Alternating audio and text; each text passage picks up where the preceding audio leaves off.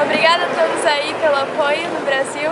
Eu vou batalhar para conseguir a medalha com vocês. Obrigada. Pessoal, obrigado pela mensagem de todos aí. Hoje o dia é importante, vamos definir quem vai para o Mundial. Vamos trabalhar o máximo para conseguir essa vaga, o máximo possível para o Brasil. Obrigado, gente. Obrigado pela torcida, a gente está aqui se dedicando ao máximo. Continue torcendo, a gente vai lutar pelas medalhas firme e forte. Obrigado.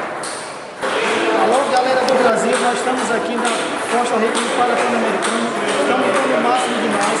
Daqui a meia hora tem uma partida decisiva contra os Estados Unidos, com mais um apoio de vocês, especialmente do meu Ceará. Ok? Vamos à luta. Brasil! Pan-Americano, Costa Rica, Josegley Moreira, estou animado. Obrigado pela torcida. Acabei de chegar dos Estados Unidos com medalha de bronze. Agora estou aqui na Costa Rica participando do Pan-Americano. Agradeço a todos os meus amigos, os meus fãs e os meus patrocinadores. E vamos, Brasil! Vai! Eu agradeço a torcida dos brasileiros. Estamos firmes aqui e, se Deus quiser, o Brasil vai sair aqui com o título do melhor país. Em nome das brasileiras, agradecemos a torcida.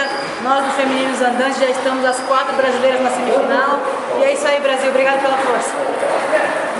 Obrigado, Brasil, pela força. Vamos trabalhar e agradeço muito esse empenho.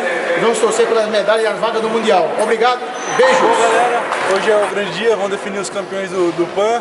Valeu pela força aí, vamos que vamos. Estamos aqui no Pan-Americano aqui na Costa Rica. Queria agradecer pelo apoio de vocês aí. Isso tem nos fortalecido e continue assim, apoiando que o Brasil hoje nós estamos empenhando cada vez mais e vamos seguir em frente. Obrigado, pessoal. Show!